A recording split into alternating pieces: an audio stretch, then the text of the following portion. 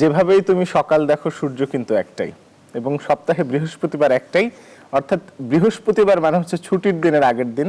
সারাদিনের সকল ক্লান্তি অর্থাৎ সারা সপ্তাহের সকল ক্লান্তিকে ভুলে আজকে প্রচণ্ড কর্মব্যস্ত একটা সময় পার করার দিন, কারণ পরের দিনটি হচ্ছে অনেকের জন্যই ছুটির দিন। যাই হোক, সবাইকে শুভ সকাল জানিয়ে শুরু করছি আজ সকালে বাংলাদেশ। আপনাদের সঙ্গে আছে আমি রিশাদ হাসান, এবং বৃহস্পতিবার মানেই তো আসলে সকাল 8টা থেকে সকাল 9টা পর্যন্ত রিশাদ হাসানের সঙ্গে চলবে এই আজ সকালে বাংলাদেশ। শুরুতে যে কাজটি করব, ইতিহাসের পাতায় চোখ রাখবো, দেখে নেব কি ঘটেছিল ইতিহাসের এই দিনে।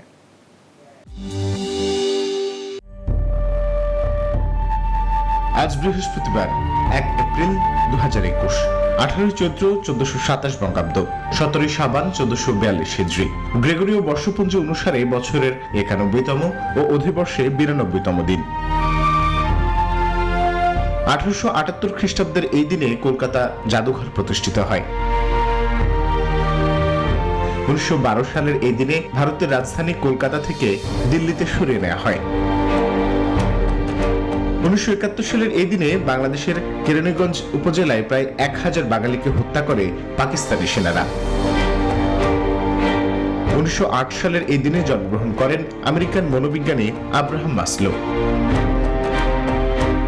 21 পদকপ্রাপ্ত বাংলাদেশের চিত্রশিল্পী রশিদ চৌধুরী জন্মগ্রহণ করেন 1932 সালের এই দিনে। 1993 সালে জন্মগ্রহণ করেন বাংলাদেশি ক্রিকেটার জাহানারা আলম। 1980 সালের এই দিনে আমেরিকান অভিনেত্রী বারবারা লুডয় মৃত্যুবরণ করেন। 1983 সালে জীবনের শেষ নিঃশ্বাস ত্যাগ করেন কবি ও সাংবাদিক হাসান হাফিজুর রহমান। 2013 সালের এই দিনে মারা যান ইরানি অভিনেত্রী আসল বাইদি। দেখছিলাম কি ঘটেছিল ইতিহাসের এই দিনে।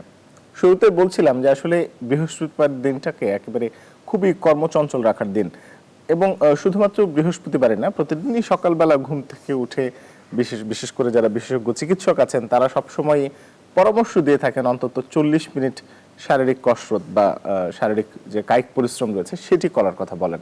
তো এই ভারতীয় উপমহাদেশের ভিতরে সবচেয়ে গুরুত্বপূর্ণ এবং সবচেয়ে জনপ্রিয় যেই কায়িক পরিশ্রম বা শারীরিক ব্যায়াম যেটি, সেটি হলো যোগা, এবং সেই সাথেই চলে যাব আমাদের নিয়মিত শো যোগা শোতে। আসসালামু আলাইকুম প্রিয় শরীর, আপনার উপর শান্তি বর্ষিত হোক। সুস্থ দেহ, প্রশান্ত মন, কর্মব্যস্ত সুখী জীবনের পথে আপনাকে স্বাগত জানাচ্ছি। আমি আহমেদ শরীফ, আমার সঙ্গে আছেন নওশীন, আছেন আর্কিটেক্ট আলাউদ্দিন। চলুন তাহলে শুরু করা যাক আজকের যোগা পর্ব। আজকের যোগা পর্বে আমরা শরীরের বিশ্রামের জন্য, প্রশান্তির জন্য আসন এবং প্রাণায়াম আমরা চর্চা করব। শরীরটাকে বিশ্রাম দিতে হবে, মনটাকে প্রশান্ত রাখতে হবে। শরীর মন যখন প্রশান্ত থাকবে, স্থির থাকবে, তখন এটা আপনাকে আপনার সাফল্যের জন্য যা যা করণীয় সেই শরীর তখন আপনাকে সাপোর্ট দেবে, মন তখন আপনাকে সাপোর্ট দেবে। এ কারণে আমাদের শরীর এবং মন উভয়েরই বিশ্রাম প্রয়োজন। এটাকে রিল্যাক্সেশনে রাখা দরকার, বডিটা যাতে আরাম পায় সেটা দরকার। বিশ্রাম ছাড়া আসলে, প্রশান্তি ছাড়া আপনি কাজ করতে পারবেন না। এই জন্য আমাদের বিশ্রামেরও দরকার রয়েছে। আর বিশ্রাম যখন আপনি নিচ্ছেন তখন আপনার ভেতরে অটোমেটিক্যালি প্রশান্তি সৃষ্টি হচ্ছে। এই প্রশান্তি সৃষ্টি করার জন্য আজকে আমরা একটা আসন করব, সেই সঙ্গে প্রাণায়াম।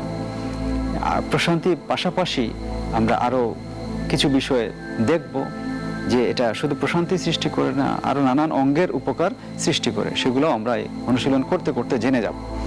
তো আজকে আমরা যে আসনটা করব সেই আসনটা হচ্ছে খুব মজার এবং উপকারী আসন। সেটার নাম হচ্ছে মকর আসন। মকর আসন, মকর সংস্কৃত শব্দ, এটার মানে হচ্ছে হাঙ্গর জাতীয় প্রাণী, বা আমরা সহজ করে বলতে পারি কুমির। মকর মানে হচ্ছে কুমির। তো যে আসন করলে আমাদের দেহের আকৃতি কুমিরের নিয়ে ধারণ করে, কুমির যেরকম করে থাকে সেই রকম একটা আকৃতি হয়, সেটাকেই বলা হয় মকর আসন।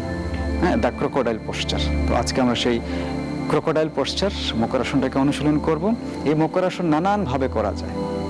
তো নানানভাবে করা গেলেও আমরা এটাকে একটা ফরম্যাটে দেখাবো যাতে সহজে সবাই অনুশীলন করতে পারেন। তো এক্ষেত্রে একটু সতর্কতা আছে, শুধুমাত্র এই মকর আসন প্রেগনেন্ট মহিলারা যারা আছেন তারা এটা করা থেকে বিরত থাকবেন, বাকি যারা আছেন সবাই এটা করতে পারেন। খুবই সহজ এবং যে কেউ এটাকে অনুশীলন করতে পারেন দেহ মনটাকে বিশ্রাম দেওয়ার জন্য। আজকের আসন মকরাসন। চলুন তাহলে শুরু করা যাক মকরাসন। মকরাসন শুরু করার আগে আমাদেরকে কি করতে হবে? এই পজিশন থেকে আমরা স্বাভাবিক অবস্থায় চলে আসি। আমরা একটু প্রস্তুতি গ্রহণ করি মকরাসন করার জন্য। প্রথমে আমরা বজ্রাসনে বসে থাকবো, অর্থাৎ এই আসন যখন আমরা করছি মকরাসন করার প্রস্তুতি স্বরূপ আমাদেরকে বজ্রাসনে আমরা বসলাম। আমরা বসবো সেইভাবে। ওনারা এখন যে পোস্টারে বসে আছেন সেটা হচ্ছে বজ্রাসন। এবং বজ্রাসন আমরা সবাই জানি, এর আগে নানান পূর্বে আমরা দেখিয়েছি বজ্রাসন। মেরুদণ্ড স্ট্রেট থাকবে, 2 হাত হাঁটুর উপরে থাকবে এবং শরীরের কোথাও অবাঞ্ছিত চাপ বা কষ্ট অনুভূত হবে না, সেটার নাম হচ্ছে বজ্রাসন। এবার এই বজ্রাসন থেকে আমরা ধীরে ধীরে শুয়ে পড়বো। আমরা একটু শুয়ে পড়ি আস্তে আস্তে, অর্থাৎ পজিশন নেওয়ার জন্য। আস্তে আস্তে শুয়ে পড়ি।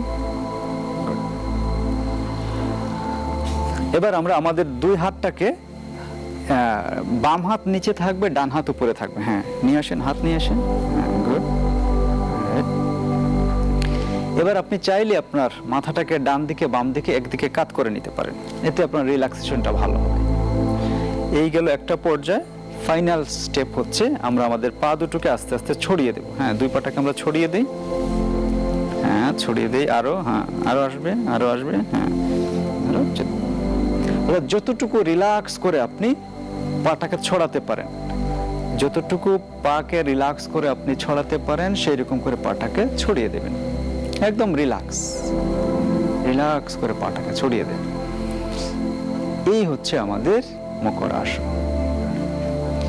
এই হচ্ছে মকরাসন। আপনি পায়ের পজিশনটাকে আপনার অনুসারে করে নেবেন, যতটুকু আপনি ছড়িয়ে দিতে পারেন রিল্যাক্স ভাবে। আবার বেশি ছড়াতে গিয়ে আবার টান করা যাবে না, অর্থাৎ আপনি রিল্যাক্স ফিল করেন, যতটুকু পজিশনে ফাঁকা করলে সেই পজিশনে পাটাকে রেখে দেবেন। টোটাল বডি কিন্তু রিল্যাক্সে থাকছে, একটা আরামের অবস্থায় আছে। এই বডিটা একদম আরামের অবস্থায় আছে। আপনি চোখটাকে বন্ধ করে নেবেন, রিল্যাক্সেশনটা আরো পারফেক্ট হবে। এটাকে বলা হয় রিল্যাক্সেটিভ পোজ, অর্থাৎ যে আসন চর্চা করে আমরা রিল্যাক্সেশন পাই, বিশ্রাম পাই, আরাম পাই, প্রশান্তি পাই, সেটাই হচ্ছে মকরাসন। এটা হচ্ছে আমাদের নার্ভাস সিস্টেমের জন্য চমৎকার একটা আসন। আমরা আসনটাকে আরেকবার একটু দেখে নেব। প্রিয় দর্শক, আমরা আরেকবার একটু দেখে নেব। আমাদের সহযোগী ইনস্ট্রাক্টর যারা আছেন তারা ধীরে ধীরে আস্তে আস্তে আগের পজিশনে চলে আসেন, অর্থাৎ যে পজিশনে ছিলেন বজ্রাসনে চলে আসেন। গুড। আমরা আবার দেখছি যাতে আপনারা অনুশীলন করতে পারেন। প্রস্তুতি গ্রহণ করি তাহলে আমরা উপর হয়ে শোয়ার প্রস্তুতিটা গ্রহণ করি। আস্তে আস্তে আসেন সামনে। ধীরে ধীরে আমরা শুয়ে পড়ি। শুয়ে পড়লাম। এবার আস্তে আস্তে হাত দুটো আমরা মাথার পাশে নিয়ে আসি। এক হাত আরেক হাতের উপরে থাকবে, বাম হাত নিচে রাখতে পারেন, ডান হাত উপরে থাকবে। তারপর মাথাটাকে আমরা যে কোনো একদিকে কাত করে নিলাম, যার যা সুবিধা মতো। আপনি ডানে বামে যে কোনো একদিকে কাত করে নিতে পারেন। এবার পা দুটোকে আমরা ছড়িয়ে দিই। প্রিয় দর্শক, খেয়াল করবেন যে পায়ের যে গোড়ালি আছে, এই গোড়ালি কিন্তু ভেতরমুখী থাকছে, অর্থাৎ 2 পায়ের মাঝখানে থাকছে। এটা খেয়াল রাখবেন, অর্থাৎ রিল্যাক্স করে রাখা, যেটা একদম রিল্যাক্স করে টোটাল বডি ভূমির সঙ্গে একটা স্পর্শ অবস্থায় আছে এবং রিল্যাক্স পাচ্ছে। এবং ভূমির সঙ্গে কিন্তু আমাদের টাচ রাখতে হবে। আমরা এখন আধুনিক মানুষ হয়ে গিয়েছি, আমাদের প্রকৃতি থেকে আমরা দূরে সরে যাচ্ছি। আমরা মাটিতে হাঁটি না, আমরা সোফায় বসি। এই যে প্রকৃতি থেকে আমরা দূরে সরে যাচ্ছি, তো আমাদের কিন্তু অসুখ বিসুখও বাড়ছে। তো ফ্লোরের সঙ্গে কিন্তু আমাদের টাচ থাকতে হবে। এই যে ফ্লোরের সঙ্গে আপনি টাচ করলেন, চমৎকার একটা রিল্যাক্সেশন আপনার হচ্ছে। এই অবস্থায় আপনাকে যে কাজটা করতে হবে সেটা হলো, এটার উপকার আপনাকে ভাবতে হবে। জাস্ট চোখটা আপনি বন্ধ করে আছেন। আধুনিক যোগা যেমন কোয়ান্টাম যোগাতে আমরা কি করি? আমরা জাস্ট ভিজুয়ালাইজ করি, মনোছবি দেখি। এই উপকারগুলো হচ্ছে। তো এই আসন যখন আপনি করছেন, চোখটা আপনার বন্ধ হয়ে আছে, আপনি এবার ভিজুয়ালাইজ করেন, মনোছবি দেখেন, মনোসংযোগ করেন যে আপনার এই অঙ্গের উপকার হচ্ছে। কি উপকার হচ্ছে? এই মকরাসনটা অনুশীলন করলে আমাদের দেহ মন উভয়ই বিশ্রাম পায়। এই রিল্যাক্সটা দিতে হবে। যখনই মকরাসন করি সেই কাজটাই হয়। যারা শারীরিক এবং মানসিক পরিশ্রম বেশি করেন তাদের জন্য খুবই উপকারী। তারা এটাকে বেশি করে অনুশীলন করবেন। ধরেন যে আপনার অফিসে যদি সুযোগ থাকে, শোয়ার কোনো সুযোগ থাকে, বিশ্রাম নেওয়ার কোনো সুযোগ থাকে, হ্যাঁ, আপনি ক্লান্ত হয়ে পড়েছেন অফিসে কাজ করতে করতে, কি করেন, কিছুক্ষণ এটাকে অনুশীলন করলেই দেখবেন যে আপনি প্রাণবন্ততা ফিল করছেন, উপকার পাচ্ছেন। স্টুডেন্ট যারা আছেন তাদের জন্য এটা খুবই উপকারী। যারা স্টুডেন্ট আছেন কি করবেন, আপনি পড়ালেখা করতে করতে ক্লান্ত হয়ে পড়েছেন, কিছুক্ষণ এই আসনে চলে যান। আসনে গিয়ে আপনি ভিজুয়ালাইজ করেন যে আপনার স্ট্রেস, টেনশন, ক্লান্তি সব দূর হয়ে যাচ্ছে। এটা তাদের জন্য, স্টুডেন্টদের জন্য উপকারী। সেই সঙ্গে যাদের মেজাজটা খুব কি থাকে, সবসময় উত্তেজিত অবস্থায় থাকেন, একটু উপরের স্তরে থাকেন, তারা কি করবেন, মেজাজটাকে কন্ট্রোলে রাখার জন্য, তার রাগ, খিটখিটে মেজাজ, নার্ভাসনেস, স্নায়বিক যে সমস্যা আছে সেগুলো দূর করতে এই আসন সহযোগিতা করে। তারা এটাকে অনুশীলন করবেন। হাই ব্লাড প্রেশার যাদের আছে তাদের জন্য একটা মহা ঔষধ বলা যেতে পারে। হাই ব্লাড প্রেশার নিয়ন্ত্রণে এটা খুব চমৎকার সহযোগিতা করে আমাদের। স্ট্রেস, টেনশন, আধুনিক মানুষদের স্ট্রেস টেনশন বেশি, স্ট্রেস টেনশন দূরে কোনো চমৎকার ভূমিকা পালন করে। এবং এটা আমরা যখন কাজ করতে করতে একদম ক্লান্ত হয়ে পড়ি, এই ক্লান্তি থেকে আমাদেরকে দূরে রাখার জন্য এই আসন চমৎকার কাজ করে। আর total nervous system, entire nervous system of our human body, এই নার্ভাস সিস্টেমটাকে চমৎকার অ্যাক্টিভেট করে, এটার কার্যক্ষমতাটাকে বৃদ্ধি করে, যার ফলে আপনি যে কোনো সমস্যাগুলোকে মোকাবেলা করতে পারেন। আমাদের সমস্যা হচ্ছে আমরা প্রবলেম ফেস করতে অনেক সময় করতে চাই না, অথবা করলেও তখন আমরা পাজলড হয়ে যাই, কি করব না করব। তো এটা কেন হয়? কারণ আমাদের যে নার্ভাস সিস্টেম সেটা এই পরিবেশের সঙ্গে মানিয়ে নিতে পারছে না। নার্ভাস সিস্টেম যেরকম করে শক্তিশালী হওয়া প্রয়োজন ছিল সেটা হয় না। তো আপনি ভিজুয়ালাইজ করুন যে আপনার নার্ভাস সিস্টেম, স্নায়ুতন্ত্র চমৎকার কাজ করছে, হ্যাঁ, সব ধরনের স্ট্রেস, টেনশন এবং চ্যালেঞ্জগুলোকে আপনি মোকাবেলা করতে পারছেন। এটা পড়ালেখায় আপনার মনোযোগ বাড়াবে, কাজে মনোযোগ বাড়াবে, একাগ্রতা সৃষ্টি করবে। এবং সেই সঙ্গে আপনি দেখবেন এই আসন যখন আপনি করছেন, হ্যাঁ, এই আসন যখন আপনি করছেন, টোটাল বডি যেহেতু রিল্যাক্সেশনে থাকছে, সর্ব অঙ্গেরই উপকার হয়। তো যারা কি করেন, অসুখ বিসুখে বেশি ভোগেন, তারা এই আসনে যদি আপনি বিশ্রাম নিতে পারেন, দেখবেন যে আপনি দ্রুত রিকভার করতে পারছেন। তো এই আসনটাকে আমরা স্মৃতিশক্তি বৃদ্ধির কাজে, মেমোরি বাড়ানোর কাজে ব্যবহার করতে পারি, ব্রেইনের পাওয়ারটাকে বাড়ানোর কাজে আমরা ব্যবহার করতে পারি। অর্থাৎ রিল্যাক্সেশন করলে শরীরে যা হয়, অর্থাৎ বডিটাকে যখন আপনি বিশ্রাম দিচ্ছেন, সব অঙ্গগুলো আবার রিঅ্যাক্টিভেট হচ্ছে, পুনর্জীবনী শক্তি নিয়ে সে আবার কাজে নেমে পড়ছে। তো এটার জন্য আমরা এই মকরাসনটাকে অনুশীলনে রাখতে পারি। কতক্ষণ করবেন? 1 minute, 2 minute, 3 minute, 5 minute, 10 minute. তবে আইডিয়াল টার্ম হচ্ছে, ভালো সময় হচ্ছে 5 থেকে 10 মিনিট। অ্যাটলিস্ট যদি আপনি 5 থেকে 10 মিনিট করেন, চমৎকার উপকার। আর একান্তই যদি 5 থেকে 10 মিনিট আপনি নাই করতে পারেন, যতক্ষণ পারেন 1 মিনিট, 2 মিনিট, 3 মিনিট করেন, উপকার আপনি পাবেনই আর কি। তো এই গেল আমাদের মকরা আসন। এবার আস্তে আস্তে আপনারা একটু ধীরে ধীরে উঠে বসুন, উঠে বজ্রাসনে বসুন। প্রিয় দর্শক, আমরা যে আসনটা দেখলাম সেটা হচ্ছে মকরা আসন। এবার আস্তে আস্তে আমরা প্রাণায়ামের দিকে অগ্রসর হব। আজকে আমরা একটা মজার প্রাণায়াম করব। সেই প্রাণায়ামের নাম হচ্ছে ষোড়শীজ প্রাণায়াম। ষোড়শীজ বা সরসীজ, যাই বলেন, যে নামেও আপনি অভিহিত করেন, ষোড়শীজ বা সরসীজ প্রাণায়াম হচ্ছে এমন একটা প্রাণায়াম, যে প্রাণায়ামটা আমরা জানি সংস্কৃতে ষোড়শীজ মানে হচ্ছে পদ্ম, পদ্মের আরেক নাম হচ্ছে ষোড়শীজ। তো এই প্রাণায়াম পদ্মাসনে বসে করতে হয়, পদ্মাসন স্টাইলে করতে হয় বলে এটার নাম হচ্ছে ষোড়শীজ প্রাণায়াম। তো এটা যখন আমরা অনুশীলন করি তখন কি হয়? প্রাণায়াম মানেই হচ্ছে আপনার রেসপিরেটরি সিস্টেম, শ্বসনতন্ত্র, ফুসফুসের উপকার হবে সবচেয়ে বেশি। সেই সঙ্গে এটার সাথে যে সকল অঙ্গ জড়িত আছে সেই অঙ্গগুলোর উপকার হয়। তো আজকের যে ষোড়শীজ প্রাণায়াম, সেই প্রাণায়ামে আমাদের ফুসফুস যে শুধুমাত্র শক্তিশালী হবে তা না, আর ফুসফুস শক্তিশালী হলেই আপনি নানান ধরনের অসুস্থতা থেকে দূরে থাকবেন এবং নানান প্রকারের যে বিশ্রামজনিত অসুবিধা হয় সেইগুলো থেকেও আপনি কিন্তু দূরে থাকতে পারবেন। অর্থাৎ আপনি আপনার ফুসফুসটাকে ভালো রাখলে আপনি প্রশান্তিতে থাকতে পারবেন, আপনি শান্তিতে থাকবেন, আপনি আরাম অনুভূত করবেন। তারপরে হচ্ছে এই প্রাণায়ামটা আসনের সঙ্গে, আসনের মাধ্যমে এই যে প্রাণায়াম, ষোড়শীজ প্রাণায়াম, এটা যখন আমরা করব তখন আমাদের আরো কিছু বেনিফিট হবে। বেনিফিটগুলো আমরা একটু পরে বলছি, তার আগে আমরা সরাসরি এই প্রাণায়ামটা দেখে ফেলি যে কিভাবে করতে হয়। তো দেখানোর আগে 2-1টা বিষয় একটু বলে রাখি যাতে সহজে আপনি করতে পারেন। এটা আমরা প্রথমে পদ্মাসন করব। পদ্মাসন করে আমরা ধীরে ধীরে শুয়ে পড়ব, 2 হাত দেহের দুপাশে থাকবে।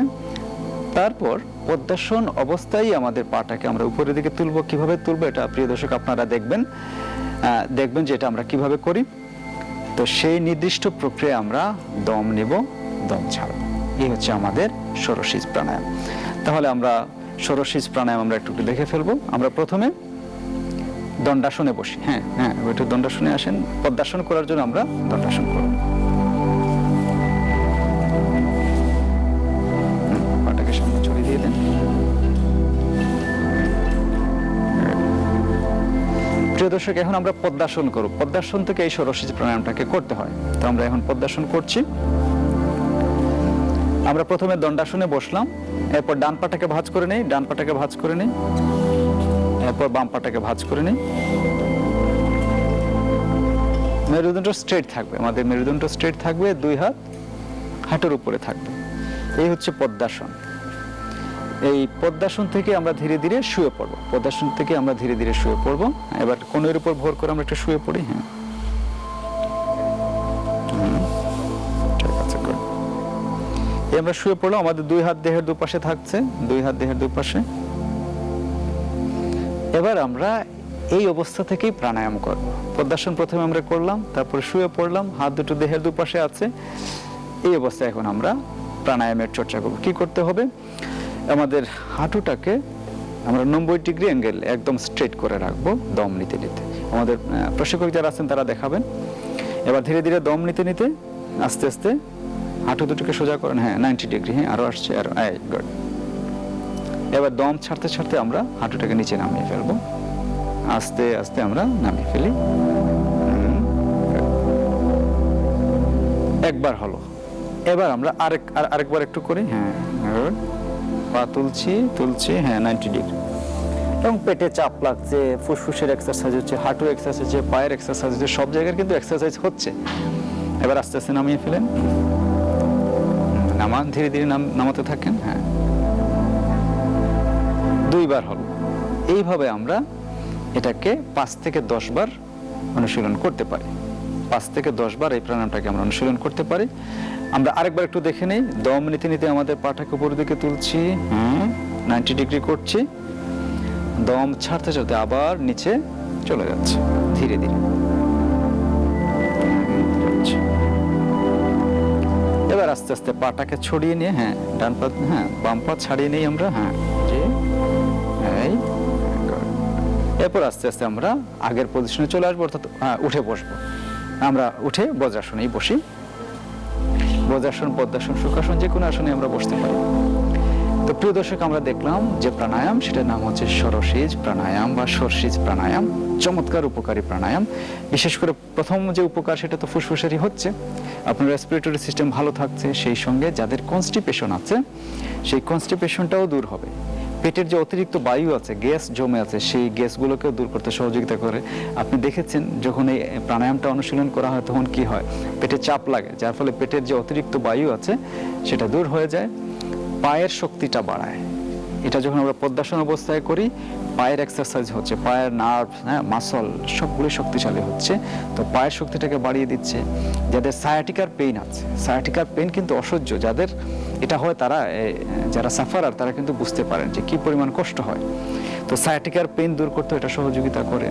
তারপরে আপনি দেখেছেন যে আমাদের যে নিতম্ব, আমাদের হিপ, কোমর এবং তলপেটের যে অতিরিক্ত চর্বি আছে সেগুলো কিন্তু দূর হচ্ছে এবং চাপ লাগে। আপনি যখন এটা অনুশীলন করবেন দেখবেন যে এই জায়গাগুলোতে কিন্তু চাপ লাগছে, যার ফলে এই অংশগুলোর অতিরিক্ত যে চর্বি আছে সেগুলো দূর করতে সহযোগিতা করে। শরীরের বিশেষ করে এই ইন্টারনাল অর্গানগুলো এই রিলেটেড জায়গায়, অর্থাৎ আপনার তলপেট, কোমর, হিপ, এই জায়গাগুলিতে কিন্তু অতিরিক্ত চর্বি জমার সুযোগ পায় না। আর অনেক সময় মহিলাদের পিরিয়ড চলাকালীন সময়ে নানান ধরনের জটিলতা সৃষ্টি হয়। এই প্রাণায়াম করলে কিন্তু মহিলাদের পিরিয়ডের যে সমস্যা হয় সেগুলোও দূর হয়। আবার অনেকের কি হয়, সন্তান প্রসবের পর পেটটা ঝুলে যায়। তো এটা যাতে ঝুলে না যায়, এটা যাতে সুন্দর শেপে থাকে, আপনি যদি এই প্রাণায়াম অনুশীলন করেন, ফুসফুসের উপকারের পাশাপাশি আপনার পেটটাকে আপনি স্বাভাবিক অবস্থায় রাখতে পারবেন, অর্থাৎ ঝুলানো থেকে আপনি নিজেকে বাঁচাতে পারবেন। তো সন্তান প্রসবের পর ডাক্তারের পরামর্শক্রমে, ডাক্তার যখন বলবেন যে এক্সারসাইজ করা যাবে, তখন আপনি এই প্রাণায়াম যদি অনুশীলন করেন তাহলে এই ঝুলে যাওয়া অবস্থা থেকে আপনি নিজেকে বিরত রাখতে পারবেন। হ্যাঁ, সেই সঙ্গে কি করে এই প্রাণায়ামটা কিন্তু আমাদের স্মৃতিশক্তি বাড়াতেও সহযোগিতা করে এবং আমাদেরকে সর্বোপরি একটা প্রশান্তি দেয়। প্রশান্তি হচ্ছে জীবনের একক, এটাকে কখনোই বিনষ্ট করা যাবে না। কোনো কিছুর সঙ্গে প্রশান্তিকে আপনি গুলিয়ে ফেলবেন না। প্রশান্তি আগে, জীবনের সব কিছু পরে, এটা হচ্ছে একক। তো এই প্রশান্তি যখন আপনার জীবনে আসবে তখন দেখবেন যে সব কিছুই সহজ। তো এই প্রাণায়াম করলে কি হয়, আপনি যখন করছেন পাটা আস্তে আস্তে উপরের দিকে আসছে, আবার নামাচ্ছেন, দমের চর্চা হচ্ছে, আপনার ভেতর থেকে কিন্তু প্রশান্তি সৃষ্টি হচ্ছে।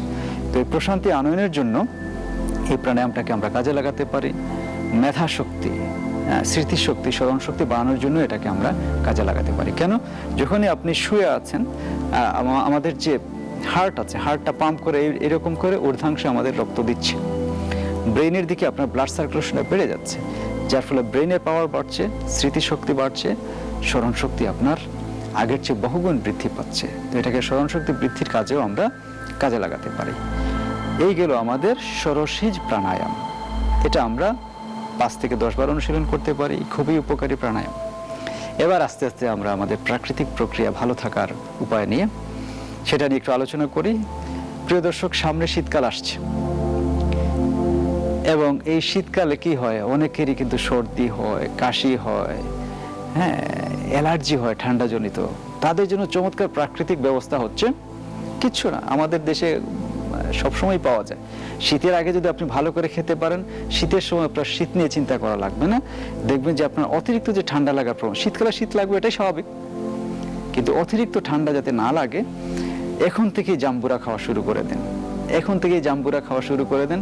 যখন আপনি জাম্বুরা খাওয়া শুরু করলেন, দিনে যদি একটা জাম্বুরা খেতে পারেন সারা দিনে মিলিয়ে, আপনার ঠান্ডাজনিত সমস্যা নিয়ে চিন্তা করা লাগবে না। হ্যাঁ, ঠান্ডার জনিত যে অ্যালার্জি সেটা নিয়ে চিন্তা করা লাগবে না। সর্দি কাশি এগুলো থেকে আপনি অনায়াসে ভালো থাকতে পারবেন। এই জাম্বুরাটাকে আমাদের প্রাকৃতিক প্রক্রিয়া ভালো থাকার জন্য আমাদের খেতে হবে রেগুলার। এই সময় থেকে শুরু করেন, এখনই জাম্বুরা পাওয়া যাচ্ছে। প্রিয় দর্শক, শুরু করেন, আপনি দেখবেন যে চমৎকার শীতকালটাকে উপভোগ করছেন। তো আজকের যোগা পর্বে আপনারা মকরাসন দেখলেন, এটা প্রাণায়াম, ষোড়শীজ প্রাণায়াম, সেটাকে দেখলেন। সেই সঙ্গে প্রাকৃতিক প্রক্রিয়া ভালো থাকার একটা খাবার, সেটাকেও আমরা, অর্থাৎ জাম্বুরা, এটাকে আমরা খাবো রেগুলার, তাহলে আমরা চমৎকার সুস্বাস্থ্যের অধিকারী হব। তো প্রিয় দর্শক, পরবর্তী পর্বে আপনাদের সঙ্গে আবারও দেখা হবে নতুন কোনো বিষয় নিয়ে, নতুন আসন প্রাণায়াম নিয়ে। ততক্ষণ পর্যন্ত ভালো থাকুন, সুস্থ থাকুন। আল্লাহ হাফেজ।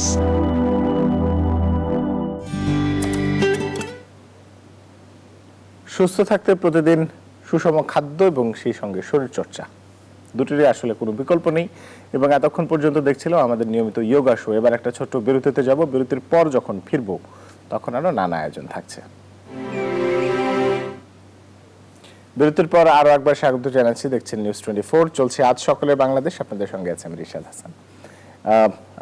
এবারে বলছিলাম যে আসলে সংবাদপত্রের পাতায় আসলে চোখ রাখা প্রয়োজন, কারণ সকাল সকাল আসলে সংবাদপত্রের পাতায় চোখ না রাখলে কি চলে? চলুন তবে আজকে সংবাদপত্র শুনে দেখে আসি।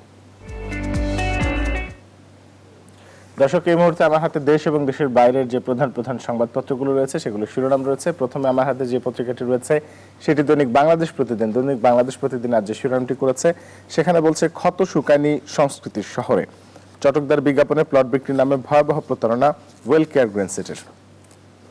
এরপর আমার হাতে রয়েছে কালের কণ্ঠ। দৈনিক কালের কণ্ঠ আজ যে শিরোনামটি করেছে সেখানে বলছে, স্বাস্থ্যবিধি মানা হচ্ছে না, টিকার নতুন উৎস খোঁজা প্রায় বন্ধ। এরপর আমার হাতে রয়েছে দৈনিক প্রথম আলোর অনলাইন সংস্করণ। তারা যে শিরোনাম করেছে সেখানে বলছে, মিয়ানমারের সেনা অনুষ্ঠানে যোগ দেওয়ার ব্যাখ্যা পররাষ্ট্রমন্ত্রীর। দৈনিক সমকাল এই মুহূর্তে আমার হাতে রয়েছে। দৈনিক সমকাল বলছে, ছোটদের উপবৃত্তিতে বড় ডাকাতি, স্বাস্থ্যবিধি উধাও, আক্রান্ত বাড়ছেই। এরপর রয়েছে দি ডেইলি সান। ডেইলি সান আজ যে শিরোনামটি করেছে সেখানে বলছে, private ICD operators yet two install scanning system. দি ডেইলি স্টার এই মুহূর্তে আমার হাতে রয়েছে। ডেইলি স্টার যে শিরোনামটি করেছে সেখানে বলা হচ্ছে, enforce partial lockdown. Bangla news 24 তারা যে শিরোনামটি করেছে সেখানে বলছে, 80 কিলোমিটার বেগে ঝড়ের সংখ্যা, নদী বন্দরে 2 নম্বর সতর্ক সংকেত। bdnews24.com এই মুহূর্তে আমার হাতে রয়েছে। তারা যে শিরোনামটি করেছে সেখানে বলছে, হাসপাতালে ঠাঁই নেই, 18 নির্দেশনা কঠোরভাবে মানতে হবে স্বাস্থ্যমন্ত্রী। বাংলা ট্রিবিউন এই মুহূর্তে আমার হাতে রয়েছে। বাংলা ট্রিবিউন যে শিরোনামটি করেছে সেখানে বলছে, আবিষ্কারের নেশায় বাংলাদেশ, নির্বাচন কমিশন বিতর্ক যার নিত্য সহচর। দি হিন্দু এই মুহূর্তে আমার হাতে রয়েছে। দি হিন্দু যে শিরোনামটি করেছে সেখানে বলছে, with more than 450 death, India reports highest COVID-19 toll in 2021।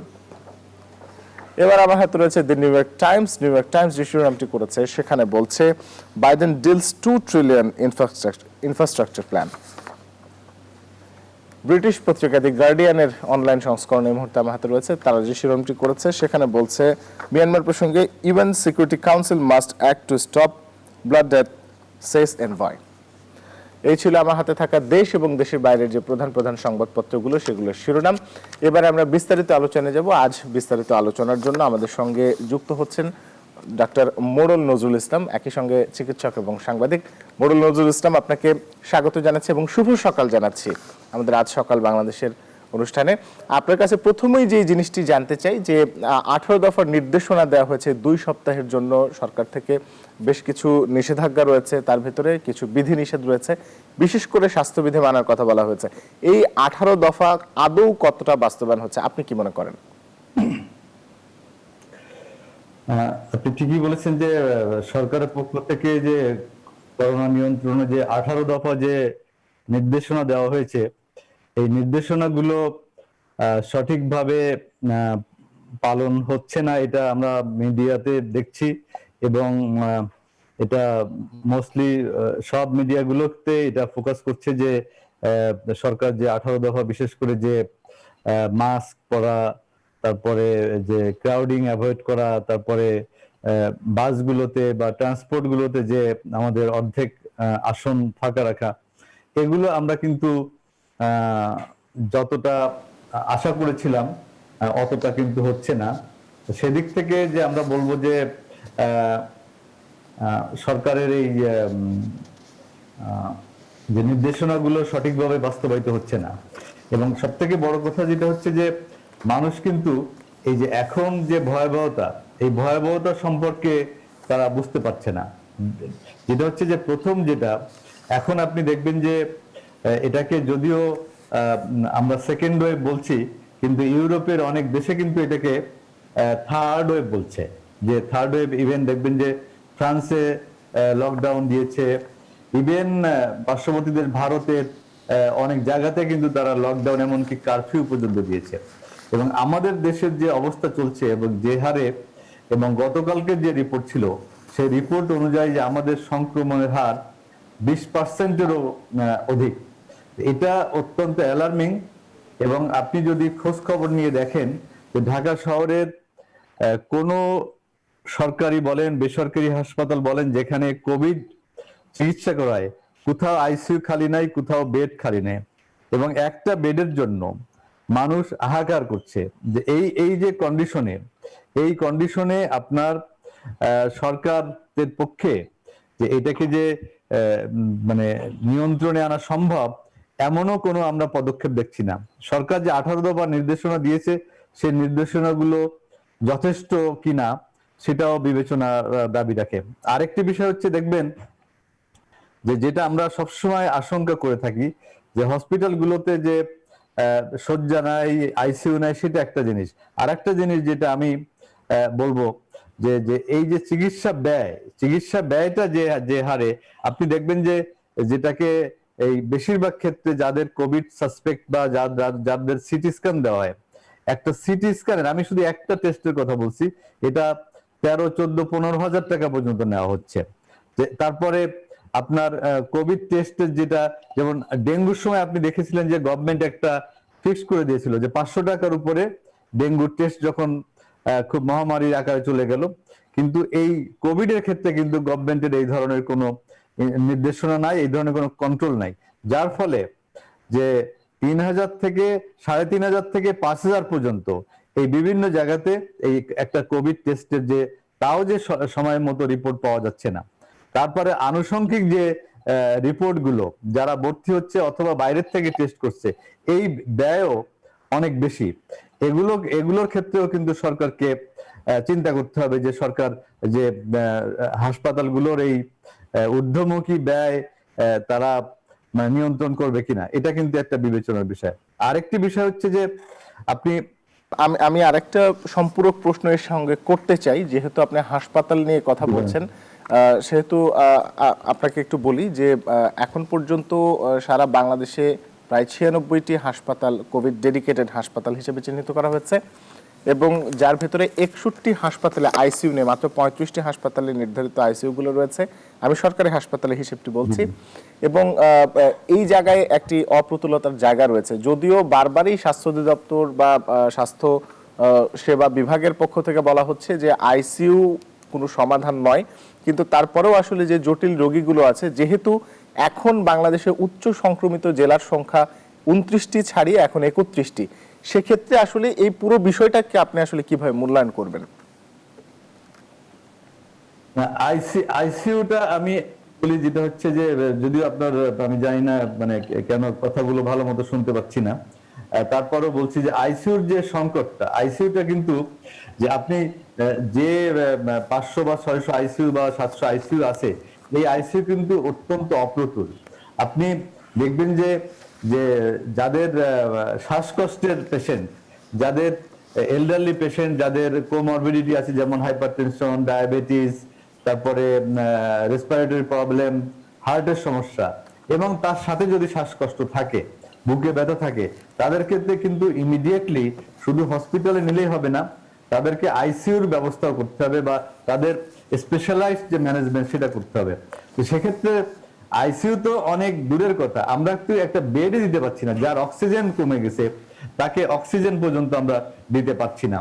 এই জিনিসগুলো কিন্তু আমাদেরকে মানে খুব চিন্তা করতে হবে যে রোগীদেরকে কিভাবে আমরা হসপিটালে তাদের অন্তত শয্যা সংখ্যা আপনি কত বাড়াবেন, শয্যা সংখ্যা বাড়াতে বাড়াতে এমন পর্যায়ে গেলেও যে ট্রেন্সটা, যে ঊর্ধ্বমুখীটা, এটা কিন্তু আপনি নিয়ন্ত্রণের বাইরে চলে যাচ্ছে। এক্ষেত্রে আরেকটি বিকল্প জিনিস যেটা করা যায় সেটা হচ্ছে যে, দেখবেন যে আমি যদি ব্রিটেনের কথা বলি, দেখেন যে সেপ্টেম্বরে যখন ফার্স্ট ইউকে স্ট্রেনটা ব্রিটেনে ধরা পড়লো, তখন কিন্তু ব্রিটিশ গভর্নমেন্ট এটাকে অত গুরুত্ব দেয় নাই। গুরুত্ব না দেওয়ার ফলে তারা কিন্তু শপিং, তাদের যে স্কুল কলেজ, তারপরে তাদের যে যে পাবলিক ক্রাউডিং, যে সমস্ত ব্যবস্থা, ইভেন পাব বা সবকিছু কিন্তু ওপেন ছিল। কিন্তু যখন তারা দেখলো যে তাদের এই অবস্থাটা এমন পর্যায়ে গেছে, আপনি যদি জানুয়ারিতে ব্রিটেন দেখেন, পার ডে ইনফেকশন ছিল মোর দেন 60,000, পার ডে ডেথ ছিল ব্রিটেনে 1250-র উপরে। তারপরে তাদের কিন্তু টনক নড়ে এবং তারা সেই জানুয়ারি থেকে মার্চের 8 তারিখ পর্যন্ত কমপ্লিট লকডাউন দিয়েছিল, যার ফলে কিন্তু এখন ব্রিটেনে নিয়ন্ত্রণে আসছে এবং তারা করতে পেরেছে। কিন্তু আরেকটি ভয়াবহ বিষয় হচ্ছে যে এটা শুধু বাংলাদেশে যে ঊর্ধ্বমুখী না, আপনি যদি গতকালকের সংবাদ মাধ্যমের রিপোর্টগুলো দেখেন যে যুক্তরাষ্ট্রের অর্ধেক অঙ্গরাজ্যে তাদের এই যে নতুন করে এবং তাদের ইনফেকশন রেটটা পার ডে 60,000 65,000 চলে গেছে, ডেথ রেটও বেড়েছে। আজকে ব্রাজিলে বেড়েছে, ভারতে বেড়েছে, ইউকেতে বেড়েছে, ইউরোপের অনেক দেশে, এই যে ফ্রান্সে অলরেডি লকডাউন দিয়ে দিয়েছে। এই জিনিসগুলো যে শুধু বাংলাদেশে না, অর্থাৎ আপনার WHO কিন্তু এটা সতর্ক করেছে আগে থেকেই, কিন্তু আমরা বাংলাদেশে যখন আমাদের কমে গিয়েছিল, আপনি দেখবেন যে একসময় আমাদের মানে মৃত্যু 6-7-এ নেমে এসেছিল, আমাদের ইনফেকশন 300-350-র ভিতরে চলে এসেছিল। তখন কিন্তু আমরা কি করলাম, আমরা এটাকে নিয়ন্ত্রণ না করে বরং আমরা এই যে বিয়ে থাবার অনুষ্ঠান, সামাজিক অনুষ্ঠান, রাজনৈতিক অনুষ্ঠান, এবং দেখেন একটি রাজনৈতিক দল বিভিন্ন জেলা পর্যায়ে তারা মহাসমাবেশ করেছে বা বড় বড় সমাবেশ করেছে। আজকে এখনো দেখছি যে রাজনৈতিক সমাবেশ চলছে। ইভেন যে 5 লক্ষ পরীক্ষার্থী যারা বিসিএস পরীক্ষা দিল, তাদের সেখানে আমরা কি দেখলাম, আপনি কক্সবাজারের চিত্রগুলো দেখেন, সেখানে কি হয়েছে, হোটেল মোটেল সব জায়গাতে, ইভেন যে গণপরিবহন, ট্রেন, এবং ইভেন যে সব জায়গাতে কিন্তু একটা ক্রাউডিং ছিল। এইগুলো কিন্তু আমরা নিয়ন্ত্রণ করতে ব্যর্থ হয়েছি, যে কারণে 8 এপ্রিল থেকে করোনা টিকার দ্বিতীয় ডোজ শুরু হবার কথা এখন পর্যন্ত যে তথ্য রয়েছে তাতে। একই সঙ্গে করোনা চিকিৎসা চলবে, করোনা সংক্রমণের যে ঊর্ধ্বমুখিতা আছে তা তো এই মুহূর্তে এখন পর্যন্ত সেটি বিরাজমান।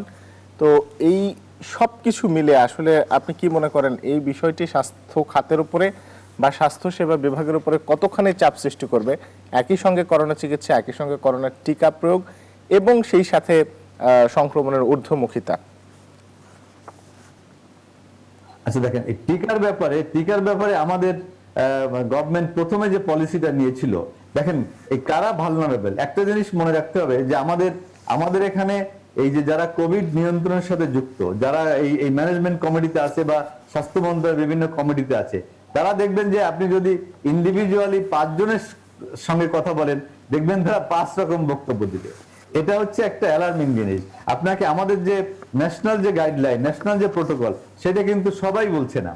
আমাদের যেটা দরকার ছিল, যে প্রথমে যেটা ছিল, দেখেন যে আমাদের 55 এবং অ্যাবভ, আজকে আপনি দেখেন যে কারা ভালনারেবল, যে আজকে যারা এলডারলি পেশেন্ট, আজকে আপনি আমেরিকাতে বলেন, ইউরোপে বলেন বা অন্যান্য দেশে বলেন, সেখানে তারা যে গাইডলাইনটা ভ্যাকসিনেশনের যেটা তৈরি করেছিল যে 55 বা 60 প্লাস, কিন্তু আমরা হঠাৎ করে 40-এ নামিয়ে আনলাম। কিন্তু 40 বছরের যারা, এরা কিন্তু ভালনারেবল গ্রুপ না। আমার ভালনারেবল গ্রুপ হচ্ছে 55 প্লাস এবং যাদের আদার্স কোমরবিডিটি আছে, যেমন হার্টের সমস্যা আছে, শ্বাসকষ্ট আছে, যাদের ডায়াবেটিস আছে, উচ্চ রক্তচাপ আছে। আমরা সেই গ্রুপকে কিন্তু ভ্যাকসিনেশনের আওতায় আনতে, ব্যাপক সংখ্যক আওতায় আনতে ব্যর্থ হয়েছি। এই জিনিসটা আমরা যে কারণে আমাদের পলিসি হঠাৎ করে 55 বছর থেকে 40-এ নামিয়ে আনলাম। এই যে 40-এ কেন নামিয়ে আনলাম, আমাদের উচিত ছিল যে 55 বছর যারা high risk group, elderly group যাদের, তাদেরকে যে কোনো ভাবে তাদেরকে ধনী দরিদ্র নির্বিশেষে তাদেরকে ভ্যাকসিনেশনের আওতায় আনা। সেটা না করে আমরা বয়স কমালাম, কিন্তু ভ্যাকসিনেশন কিন্তু আমরা সেই হারে আমাদের কাভারেজটা হয় নাই। এবং আমাদের আরেকটি বিষয় হচ্ছে যে দেখেন যে আজকে যদিও নতুন করে যুক্তরাষ্ট্র বা ইউরোপের অনেক দেশে নতুন সংক্রমণ বাড়ছে, কিন্তু যাদেরকে ভ্যাকসিনেট করা হয়েছে তাদের ভিতরে কিন্তু সংক্রমণের হার এবং ডেথ রেট কিন্তু অনেক কমে আসছে। এই জিনিসটা আমাদের মাথায় রাখতে হবে। এবং আমরা যদি এই ভ্যাকসিনেশনটাকে যদি আমরা দেখেন, প্রথমে 4 সপ্তাহ পরে সেকেন্ড ভ্যাকসিন দেওয়ার কথা ছিল, আমরা এটা 8 সপ্তাহ করলাম। ঠিক আছে, ওকে 8 সপ্তাহ করলাম, কিন্তু 8 সপ্তাহ করে আমরা কি 8 সপ্তাহ করার এর মাঝে কি আমরা যারা হাই রিস্ক গ্রুপকে কি ভ্যাকসিনেশনের আওতায় আনতে পেরেছি? আপনি যদি পরিসংখ্যান দেখেন, দেখবেন যে এই যে মিডিল এজের 40 থেকে এরা বেশি আগ্রহ প্রকাশ করতেছে, কিন্তু যাদের দরকার তাদেরকে আমরা আনতে পারছি না। এই জায়গাগুলোকে আমাদেরকে অ্যাড্রেস করতে হবে। আমরা একেবারে আলোচনার শেষ পর্যায়ে চলে এসেছি, একটু আমাদেরকে যদি সংক্ষেপে জানান যে আসলে এই মুহূর্তে সকলের করণীয় কি? এখন যেটা হচ্ছে যে আমাদের একটা জিনিস মাথায় রাখতে হবে, যে আপনি যেটা আমরা আলোচনা করেছি এবং সবাই জানে যে হসপিটালে শয্যা সংখ্যা নেই, হসপিটালে আইসিইউ নেই, অর্থাৎ হসপিটালে কিন্তু আমাদের পর্যাপ্ত সুবিধা এখন নাই। এখন যেটা আমাদের করতে হবে, আপনাকে একটা সেলফ আইসোলেশন, সেলফ কোয়ারেন্টাইন, যেটা হচ্ছে যে দেখেন যে সরকার যে 18 দফা নির্দেশনার ভিতরে যে বিদেশ ফেরতদের তাদের যে বাধ্যতামূলক কোয়ারেন্টাইনের ব্যবস্থা করছে, এটা 100% এনশিওর করতে হবে। পাবলিক প্লেসে যাতে ক্রাউডিং একেবারেই না হয় সেটা বন্ধ করতে হবে। এবং যে বই মেলাটা, আমি জানি না বই মেলাটার টাইম সীমিত করা হয়েছে, টাইম কমানো হয়েছে, কিন্তু এই মুহূর্তে বই মেলাটা আপনার জীবন বড় না বই মেলাটা বড়, এই জিনিসটা সরকারকে বিবেচনায় আনতে হবে। আজকে দোকানপাট গুলোকে ব্যবসা বাণিজ্য অবশ্যই আমাদেরকে চালাইতে হবে, কিন্তু সেখানে যে হাইজিন এবং আদার যে মেজার্স গুলো তারা মানছে কিনা সেটা কিন্তু আমাদেরকে এনশিওর করতে হবে। আর একটা জিনিস যেটা করতে হবে, যে আপনি যেহেতু হসপিটালে, সবাই হসপিটালে দৌড়চ্ছে, দেখবেন এক হসপিটালে সিট নাই বিভিন্ন জায়গায়। আমাদের একটা সেন্ট্রাল একটা ইনফরমেশনের একটা জায়গা থাকতে হবে, যেখানে রোগীরা অন্তত ফোন করে জানতে পারে যে আমি কোথায় যেতে পারি। এখন বারবার ঘুরছে। আর একটা জিনিস আমাদের করা দরকার, যে প্রতিটা যেটা বিএমএ এবং বিপিএমপিএ, প্রাইভেট মেডিকেল অ্যাসোসিয়েশন এবং যেটা বাংলাদেশ মেডিকেল অ্যাসোসিয়েশন, ইভেন স্বাস্থ্য মন্ত্রণালয়ের নিয়ন্ত্রণে বিভিন্ন ওয়ার্ডে, বিভিন্ন জেলায়, বিভিন্ন এলাকায় টেলিমেডিসিন সুবিধা করতে হবে। অর্থাৎ আমি ফোন করলে যাতে আমার করণীয় সম্পর্কে, আমাকে হসপিটালে যেতে হবে, প্রাথমিক চিকিৎসাটা যাতে আমি পাই। সবাইকে কিন্তু হসপিটালে যেতে হবে তা না, কিন্তু আমি যদি, এবং যেটা হচ্ছে যে হসপিটালে কখন যাচ্ছে দেখবেন যখন আর বাসায় সে আর কোনোভাবেই তাকে ম্যানেজ করা যাচ্ছে না। বাসায় যদি প্রাথমিকভাবে ম্যানেজ করতে পারতাম, তাকে যদি আমি যে ইমিউনিটিটা বুস্ট আপের যে ডায়েট গুলো সেগুলো বলতে পারতাম, তাকে যদি আমি কিছু ওষুধপত্র, অ্যান্টিবায়োটিক, সেকেন্ডারি ইনফেকশন যাতে না হয় সেগুলো যদি আমরা প্রাথমিকভাবে প্রেসক্রাইব করতে পারতাম টেলিমেডিসিনের মাধ্যমে, তাহলে কিন্তু হসপিটালের ভিড়টা আমরা যদি তাদেরকে মোটিভেট করতে পারতাম যে আপনার এই কন্ডিশনে হসপিটালে যাওয়ার দরকার নেই, আপনি বাসায় থাকেন, আপনি অন্তত 100টা থেকে 500টা আমি স্যাটেলাইট টেলিমেডিসিন সেন্টার আমি করতে পারি। এটার জন্য কিন্তু পয়সা খরচ হয় না, সরকারি ডাক্তার আছে, সেগুলো যদি করা হয় তাহলে কিন্তু হসপিটালের পরে চাপ কমবে, আইসিইউর পরে চাপ কমবে। তা না হলে মানে এই যে ভোগান্তিটা, এই ভোগান্তির থেকে আপনি দেখেন যে গতকালকে যে 52 জনের মৃত্যু হয়েছে, এর 51 জনই হাসপাতালে মারা গেছে। অনেক ধন্যবাদ কত খারাপ কন্ডিশন। অধ্যাপক ডক্টর মোড়ল নজরুল ইসলাম আপনাকে আমাদের সঙ্গে যুক্ত হওয়ার জন্য।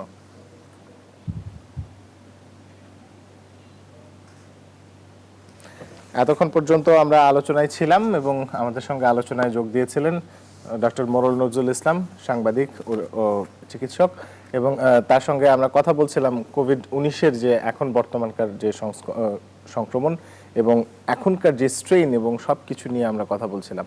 যাই হোক, এবার আমরা আমাদের যে নিয়মিত আয়োজন, আমাদের আজকের রাশিফল, সেই রাশিফলটি জানার চেষ্টা করব। বরাবরের মতোই আজকে আমাদেরকে রাশিফল জানাবেন জ্যোতিষবিদ কেসি পাল। অসংখ্য ধন্যবাদ। সেই সঙ্গে নিউজ 24 এর পক্ষ থেকে সকল দর্শকদের জন্য আন্তরিক শুভেচ্ছা ও অভিনন্দন। সর্বপ্রথম মেষ রাশির জাতক জাতিকা যারা আছেন তারা আজকে 1 এপ্রিল 2021 ইংরেজি তারিখে বিশেষ করে এপ্রিল ফুল পেতে পারেন। সেই সঙ্গে দূর থেকে আসা কোনো অপ্রিয় সংবাদে মন বিষণ্ণ হয়ে পড়তে পারে, লোকে ভুল বুঝতে পারে, সন্দেহের চোখে দেখতে পারে। তাছাড়া অর্থকরী বিনিয়োগ এবং না বুঝে কোনো রকম চুক্তি সম্পাদন, সেই সঙ্গে চেক স্ট্যাম্প প্রভৃতিতে স্বাক্ষর থেকে বিরত থাকতে হবে। এমনকি লম্বা দূরত্বের সফরে নিজের ড্রাইভ না করাই সমীচীন হবে। এবার বৃষ রাশির জাতক জাতিকা যারা আছেন তাদের জন্য আজকের দিনটিতে রাগ, জেদ, ক্রোধ, অহংকার বর্জন করতে হবে। সেই সঙ্গে অত্যাবশ্যকীয় বিবাহে কোনো না কোনো বাধা এসে বন্ধ করে দিতে পারে। অবশ্য দাম্পত্য সুখ শান্তি প্রতিষ্ঠার গ্রাফ চাঙ্গা হয়ে উঠবে। সেই সঙ্গে সম্ভাব্য ক্ষেত্রে পরিবারের ছোট্ট নতুন মুখের আগমন ঘটতে পারে। এমনকি গৃহবাড়ি অতিথি সমাগমে মুখর হয়ে থাকবে, যার ফলে আপনাকে অতিথি সেবায় ব্যস্ত হয়ে থাকতে হবে।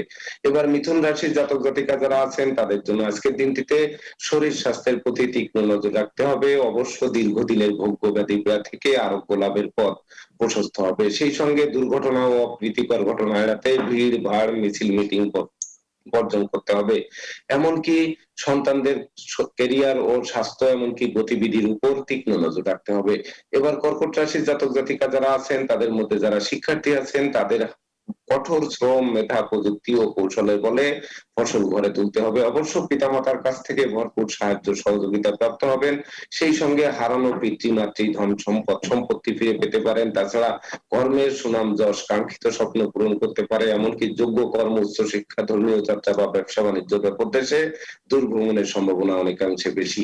এবার সিংহ রাশির জাতক জাতিকা যারা আছেন তাদের জন্য আজকের দিনটিতে দীর্ঘদিনের দাম্পত্য পারিবারিক কলহ বিবাদে যেমন মীমাংসা হবে, তেমনি অংশীদারদের সাথে পূর্ণ সহযোগিতা পাবেন, যার ফলে ব্যবসা বাণিজ্যের বহুল প্রচার ও প্রসারের দিকে ধাবিত হবে। তাছাড়া সহকর্মীদের কাছ থেকে প্রাপ্ত সহযোগিতা আটকে থাকা কাজ সচল করতে পারে। তবে আশ্রিত প্রতিপালিত ব্যক্তির প্রতি তীক্ষ্ণ নজর রাখতে হবে। এমনকি অর্থকরী সতর্কতার সাথে নাড়াচাড়া করতে হবে। এবার কন্যা রাশির জাতক জাতিকা যারা আছেন তাদের জন্য আজকের দিনটিতে ভাই বোনদের সাথে কারণে অকারণে মতানৈক্য সৃষ্টি হলেও তা দীর্ঘস্থায়ী হবে না, বরং তাদের কাছ থেকে প্রাপ্ত সহযোগিতা দুপশলা সম্পত্তি ক্রয়ে সহায়ক ভূমিকা পালন করতে পারে। সেই সঙ্গে বিবাহযোগ্যরা বিবাহের পূর্ব প্রস্তুতি নিন, অচিরেই বিবাহ কার্য সুসম্পন্ন হতে পারে। তাছাড়া কর্ম ও ব্যবসা বাণিজ্যে বাড়তি দায়িত্বভার বর্তাতে পারে। এমনকি বাণিজ্যিক সফর লাভদায়ক। সেই সঙ্গে ভ্রমণকালীন পরিচয়, পরিচয় থেকে বন্ধুত্বে, বন্ধুত্ব থেকে অদূর ভবিষ্যতে পরম আত্মীয়ের দিকে ধাবিত হতে পারে। এবার তুলা রাশির জাতক জাতিকা যারা আছেন তাদের জন্য আজকের দিনটিতে হাত বাড়ালেই নিত্য নতুন সুযোগ এসে হাজির হবে। এমনকি প্রেমী যুগলের প্রেম বিবাহের মাধ্যমে সমাজে স্বীকৃতি পেতে পারে। সেই সঙ্গে হারানো ধন সম্পদ সম্পত্তি প্রাপ্তির পথ সুপ্রশস্ত হবে। এমনকি দীর্ঘদিনের ঋণ মুক্তির পথ প্রশস্ত হতে পারে। তবে লৌকিকতায় ব্যয়ের মাত্রা সীমা অতিক্রম করবে। এবার বৃশ্চিক রাশির জাতক জাতিকা যারা আছেন তাদের জন্য আজকের দিনটিতে বিশেষ করে শরীর স্বাস্থ্যের প্রতি তীক্ষ্ণ নজর রাখতে হবে। এমনকি দূর থেকে আসা কোনো অপ্রিয় সংবাদে মন বিষণ্ণ হয়ে পড়তে পারে। অবশ্য গৃহবাড়িতে নতুন আসবাবপত্র, বস্ত্রালংকার ও ইলেকট্রনিক সামগ্রীর পসরা সাজতে পারে। তাছাড়া রাগ, জেদ, অহংকার, আবেগ এবং হঠকারী সিদ্ধান্ত বর্জন করতে হবে। সেই সঙ্গে দুই চাকার যানবাহন অবশ্যই পরিত্যাগ করার আবশ্যকতা রয়েছে। এবার ধনু রাশির জাতক জাতিকা যারা আছেন তাদের জন্য আজকের দিনটিতে খরচ, দুশ্চিন্তা, শোক, দুঃখ, দুর্দশা সমান তালে করতে পারে। তাই তো বিশেষ করে ঘুষ ঘুষ গ্রহণ, নেশা জাতীয় দ্রব্য সেবন, ক্রয় বিক্রয়, অস্ত্রশস্ত্র বহন, অস্ত্রশস্ত্রের অপপ্রয়োগ থেকে যেমন বিরত থাকতে হবে, তেমনি বাড়ির ইলেকট্রনিক সামগ্রী, বৈদ্যুতিক মিটার, জলের কল, আসবাবপত্র, যানবাহন মেরামত করতে করতে নাজেহাল হয়ে অবশেষে বদল করার সিদ্ধান্ত নিতে বাধ্য হবেন। অবশ্য সংকটকালে বন্ধু বান্ধব, আত্মীয় পরিজনেরা সহযোগিতার হাত বাড়িয়ে ধরবে। এবার মকর রাশির জাতক জাতিকা যারা আছেন তাদের জন্য আজকের দিনটিতে পাওনা টাকা আদায় হতে পারে, আটকে থাকা কাজ সচল হতে পারে, এমনকি ব্যবসা বাণিজ্যে মজুত মালের দাম ফুলে ফেঁপে উঠতে পারে, যার ফলে দীর্ঘদিনের ঋণ মুক্তি শুধু নয়, শূন্য পকেট পূর্ণতা পাবে। এমনকি সম্ভাব্য ক্ষেত্রে পরিবারের ছোট্ট নতুন মুখের আগমন ঘটতে পারে। তাছাড়া ন্যায়ের দেবতা শনি মহারাজ সততা, নিষ্ঠা, একাগ্রতা, পাণ্ডিত্য, দেবদেজে ভক্তি শ্রদ্ধা, মা বাবার একক আশীর্বাদের বলে সকল প্রতিকূলতা কাটিয়ে দুর্বার গতিতে এগিয়ে চলবেন। এবার কুম্ভ রাশির জাতক জাতিকা যারা আছেন তাদের জন্য আজকের দিনটিতে বেকারদের কর্মপ্রাপ্তি, হারানো কর্ম পুনরুদ্ধার, এমনকি নিত্য নতুন বাণিজ্যিক স্বপ্ন পূরণ হবে। সেই সঙ্গে বিদেশ গমন ও স্বদেশ প্রত্যাবর্তনের পথ সুপ্রশস্ত হতে পারে। শিক্ষার্থীদের জন্য দিনটি স্মরণীয়, বরণীয় ও রেকর্ড সৃষ্টিকারী দিবস হিসেবে গণ্য হবে। এমনকি সপরিবারে কাছে পিঠে ভ্রমণ করতে পারেন। এবার সর্বশেষ রাশি মীন রাশির জাতক জাতিকা যারা আছেন তাদের জন্য আজকের দিনটিতে ভাগ্য লক্ষ্মীর কৃপা বর্ষিত হবে, এমনকি দীর্ঘদিনের লালিত স্বপ্ন সাত পূরণ হবে। তাছাড়া দাম্পত্য জীবন কটুতায় ভরে থাকলেও বিচ্ছেদের কোনোরূপ সম্ভাবনা নেই, বরং প্রেম, রোমান্স, বিনোদন, বন্ধুত্ব শুভ ফল প্রদান করবে। সেই সঙ্গে লৌকিকতায় যেমন ব্যয় হবে, তেমনি উপহার উপঢৌকনা দিয়েও সমান তালে প্রাপ্ত হবেন। রাশিফল সংক্রান্ত তথ্য এ পর্যন্ত। অনেক ধন্যবাদ ডক্টর কেসি পাল আমাদের সঙ্গে যুক্ত হবার জন্য এবং আজকের রাশিফল জানানোর জন্য। এতক্ষণ পর্যন্ত শুনছিলাম আমাদের আজকের রাশিফল। এবারে বিদায় নিতে হবে, তবে বিদায় নেবার আগে যে বিষয়টি বলতে চাই সেটি হলো, যেহেতু বাড়ছে করোনার সংক্রমণ এবং বুঝতেই পারছেন প্রতিদিনই ছাড়িয়ে যাচ্ছে প্রতিদিনের রেকর্ড, আপনি, আমি, আপনার এবং আমার পরিবারকে যদি রক্ষা করতে হয় তাহলে আমাদের সবাইকে মানতে হবে স্বাস্থ্যবিধি। আপনি, আমি কেউই ততক্ষণ পর্যন্ত নিরাপদ নই যতক্ষণ পর্যন্ত না বিশ্বের সবাই একই সঙ্গে এই স্বাস্থ্যবিধিগুলো মেনে না চলছে। সুতরাং শুরুটা হোক আপনার থেকেই, শুরুটা হোক আমার থেকেই। সবাই ভালো থাকুন, সুস্থ থাকুন এবং সুন্দর থাকুন। স্বাস্থ্যবিধি মেনে চলুন। বিদায়।